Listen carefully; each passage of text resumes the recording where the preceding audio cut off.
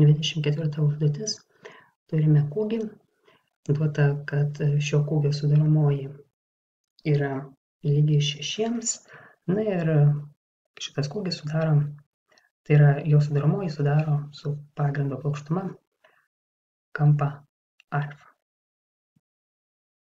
Na ir mūsų prašo paskaičiuoti kūgio šoninio paviršiaus plotą, kai alfa yra duota pi iš 3, arba kitaip sakant, tai yra 60 laipsnių.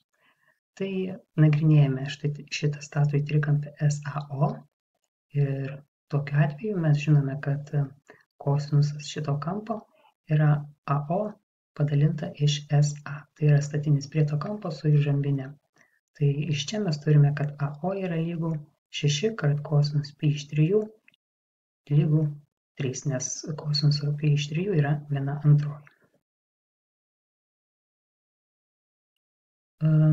Na, tokiu atveju kūgio šoninio paviršiaus plotas žinome, kad paskaičiuojamas pi kart pagrindo spindulys kart kūgio sudaromoji. Tai AO yra 3, SA 6, tai gauname 18 pi. Vietoj pi nesistatome 3,14, nes sąlygoje nepasakyta. Taigi toks atsakymas. Antroji dalis prašo įrodyti, kad funkcijos, tai yra, kad tūrio funkcija gali būti užrašyta štai šitaip, kur argumentas yra būtent tas kampas alfa. Na ir tiesiog vėl iš to paties trikampio mes tiesiog išsireiškiame, reiškia per kampą alfa AO ir SO. Tai yra, čia taikome, kad kas yra stačiajame trikampyje kosinusas, o čia kas yra sinusas. Ir taip išsireiškime, kad AO yra 6 kosinus alfa, o SO yra 6 sinus alfa. Na ir tuomet žinome, kad kūgio tūris yra paskaičiuojamas 1/3 pi kart pagrindo spindulys kvadratu kart aukštinė. Na ir tuomet čia persitvarkome. Vietoj kosinus kvadratu rašome 1 minus sinus kvadratu alfa. Na ir tuomet tiesiog sudauginę čia skliaustukus šios gauname sinus alfa minus sinus kubo alfa skliausteliuose, o čia prie skliaustų 72 pi. Taigi mes taip ir įrodome. Dabar mūsų prašo įrodyti, kad kūgio tūris yra didžiausias, kai sinus alfa yra šaknis iš 3 padalinta iš 3, arba kitaip sakant, tas kampas alfa yra arksinus šaknis iš 3 padalinta iš 3. Taigi, norėdami rasti didžiausią reikšmę, mes turime rasti pirmiausiai šios funkcijos išvestinę ir tada ją prisilyginti 0. Tai 72 pi yra tiesiog koeficientas, mes jo neskaičiuojame išvestinės, tiesiog iškeliame prieš išvestinės ženklą, nuo sinuso yra išvestinė kosinusas, čia naudojame sudėtinės funkcijos išvestinės skaičiavimą. Tai pirmiausiai skaičiuojame kaip laipsnį, tai yra kubu, tai tiesiog trejetas tada nusikelia čia lieka tik tai 2. Na, o tada dar paskaičiuojame ir sinus alfa išvestinę, tai yra kosinus alfa. Na, tokiu atveju prisilyginame, aišku, dar 0, nes dabar turime rasti kritinius taškus. Na ir čia persitvarkė šitą lygtį, pasidalyję ją į 72 pi ir kosinuso alfa iškėlę prieš skliaustus, mes gauname tokią lygtį, kurią sprendžiame naudodamėsi to, kad sandauga lygi 0, kai kiekvienas jos dauginamasis, tai yra bent vienas jos dauginamasis lygus 0, tai kosinus alfa lygu 0 arba 1 minus 3 sinus kvadrato alfa lygu 0.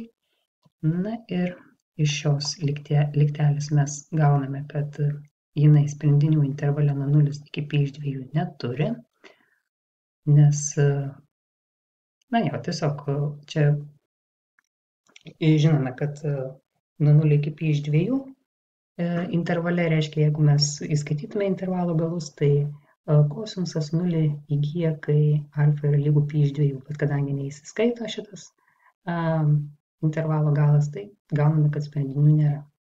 Na, o štai šitą lygtelę gaunasi taip, kad ją persitvarkius mes išsireiškime, kam lygus sinus alfa, tai taigi mes gauname, kad sinus alfa yra šaknis iš 3 padalinta iš 3, arba tiesiog alfa yra arksinus šaknis iš 3 padalinta iš 3.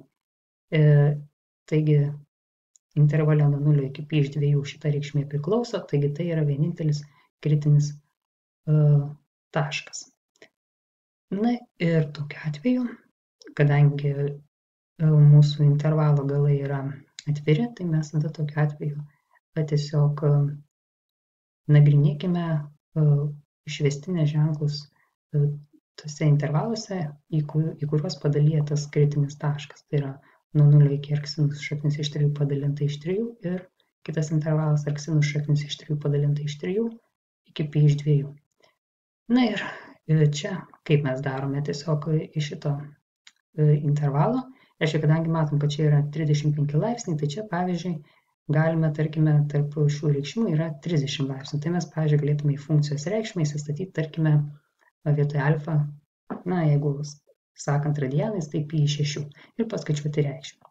Lygiai tą patį padarytume ir čia. Čia galėtume, tarkim, įsistatyti pi iš 3, 60 laipsnių. Na ir tokiu atveju patikrinę mes gautume, kad šiame intervale funkcijos išvestinės ženklas yra teigiamas, o šiame neigiamas. Taigi, kai alfa yra arksinus šaknis iš 3 padalinta iš 3, funkcija ši įgyja didžiausią reikšmę. Įrodyme. Ketvirtoji dalis prašo ir paskaičiuoti šį didžiausią tūrį.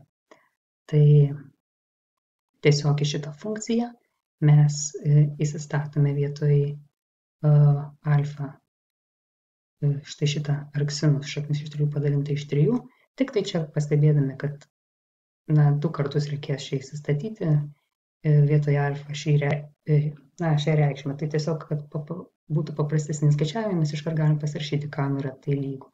Tai yra sinus arksinus šaknis iš 3 padalinta iš 3, mes žinome, kad tada tiesiog yra lygu štai šiai reikšmei. Tai tokiu atveju mes tiesiog vietoj sinus alfa ir rašome šaknis iš 3 padalinta iš 3. Tai tokiu atveju mes gauname čia persitvarkę 16 šaknis iš 3 padalinta, tai yra 16 šaknų iš 3 kart pi. Na, čia šitie pertvarkymai, manau, yra aiškus, čia tiesiog pakeliame kubu. Na ir tokiu atveju paskui čia subendravardikliname, čia gauname 6 šaknis iš 3, čia dar paskui suprastiname. Na ir kadangi mums reikia štai tokio pavidalo, tai jį ir gauname čia. Gauname, kad a yra lygu 16, b 3, na ir kart pi.